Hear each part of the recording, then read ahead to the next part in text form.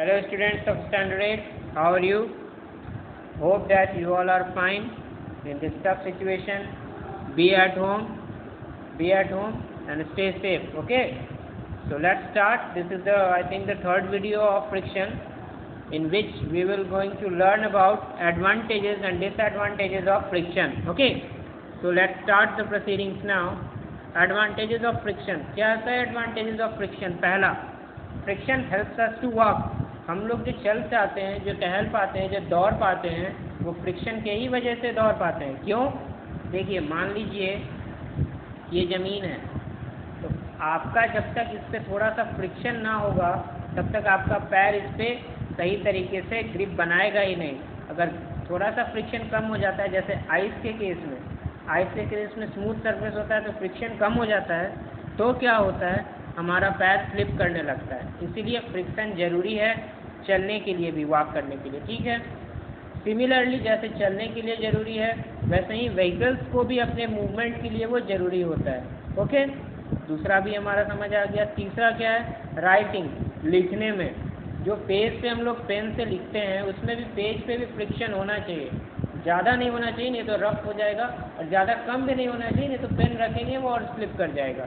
तो एक optimum value होनी चाहिए जिसके वजह से हम उस पर लिख सकते हैं. ठीक है.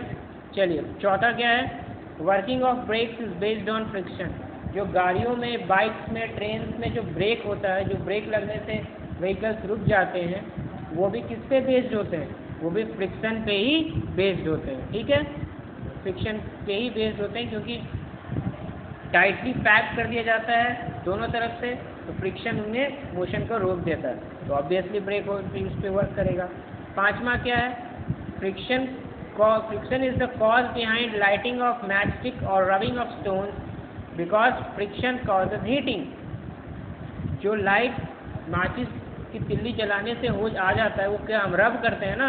क्यों? क्योंकि उस पर जो बारूद रहता है, जो पटाखे के लिए यूज़ होता है, जो उस पर अगर हम रब करते हैं, फ्रिक्शन ज़्यादा होता है, क्योंकि फ्रिक्शन हमेशा हीट कॉज करता है. जब भी फ्रिक्शन होगा देखेंगे गर्मी होगा. हाथ को रगड़ के देखेंगे फ्रिक्शन करा के, तो उसमें गर्मी प्रोड्यूस होता है. ये प्रॉपर्टी है फ्रिक्शन की. Friction always produce heat.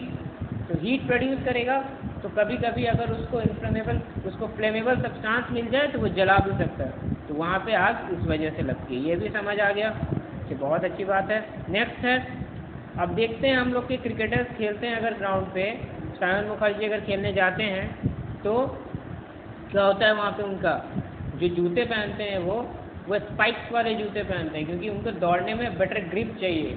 ऐसा जूता नहीं चाहिए जो स्लिप कर जाए. स्पाइक्स लगे होते हैं जूते में. MS धोनी का जूता देखेंगे उसमें स्पाइक्स लगा होगा. ठीक है, इस तरीके से होता है. हाँ, तो स्पोर्ट्स में भी यूज़ होता है. और जो स्क्रूज और नेल्स में जो हम लोग यूज़ करते हैं, मतलब क्या, पेच, वे सब जो टाइट करने में, वो भी तो फ्रिक्शन का यूज़ है ना. तो फ्रिक्शन का ही यूज़ करके हम लोग ये सारा एडवांटेजेस ऑफ आपका फ्रिक्शन है. उम्मीद है आपको समझ आया होगा.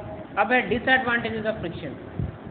हर चीज़ का फ़ायदा तो नफ़ा नुकसान भी होता है भाई. तो क्या नुकसान है डिसएडवांटेजेस ऑफ फ्रिक्शन में? सबसे पहला कि friction causes wear and tear. जब भी फ्रिक्शन ज़रूरत से ज़्यादा हो जाएगा तो वियर एंड टीयर होने लगेगा, फटने लगेगा, टूटने लगेगा सामान. ये तो कॉमन सी बात है. सेकेंड चीज़ क्या, अब जैसे पहले फर्स्ट चीज़ एक और समझ लीजिए, जैसे नॉर्मल चलने में ही हम लोग देखते हैं कि जब हम लोग चलते हैं तो जूता घिस जाता है ना चलते चलते, फ्रिक्शन के वजह से वो काम भी होता है. तो इन डिसएडवांटेजेस हो गया फ्रिक्शन का. दूसरा डिसएडवांटेजेस क्या हो गया? फ्रिक्शन, जैसा कि भी मैंने पहले बताया कि फ्रिक्शन हमेशा हीट जनरेट करता है, तो मशीन्स को भी डैमेज कर देता है. ज़रूरत से ज़्यादा हीट जनरेट होगा तो मशीन में भी डैमेज हो जाएगा, नुकसान हो जाएगा. ये तो मेरे डिपार्टमेंट की चीज़ें हैं, मैकेनिकल इंजीनियरिंग की. कॉलेजेस में भी इसकी इम्पोर्टेंस बताता हूँ. फ्रिक्शन का एक लॉस ऑफ एनर्जी एक अलग चैप्टर ही यूज़ होता है वहाँ पे, किस तरीके से लॉस ऑफ एनर्जी होता है वहाँ पे. ठीक है. Friction causes loss of energy in the form of heat. हमको पता है हीट एक फॉर्म ऑफ एनर्जी है. तो जो एनर्जी हम लगाते हैं चलने में, मान लीजिए, या मशीन्स पे, तो उसका कुछ एनर्जी तो चलने में यूज़ होता है, लेकिन बाकी एनर्जी किस फॉर्म में छोड़ दिया जाता है? वो हीट के फॉर्म में ऊपर आ जाता है, मतलब लॉस हो जाता है. तो ये लॉस ऑफ एनर्जी भी होता है, और एफिशिएंसी भी कम हो जाती है मशीन्स की एफिशिएंसी भी कम हो जाती है. चौथा डिसएडवांटेजेस फ्रिक्शन का ये है कि मशीन की जो एफिशिएंसी है, मतलब कार्य करने की क्षमता, वो भी क्या हो जाता है, कम हो जाता है। तो ये सारे डिसएडवांटेजेस थे फ्रिक्शन के, और ये हमने एडवांटेजेस देखा फ्रिक्शन का।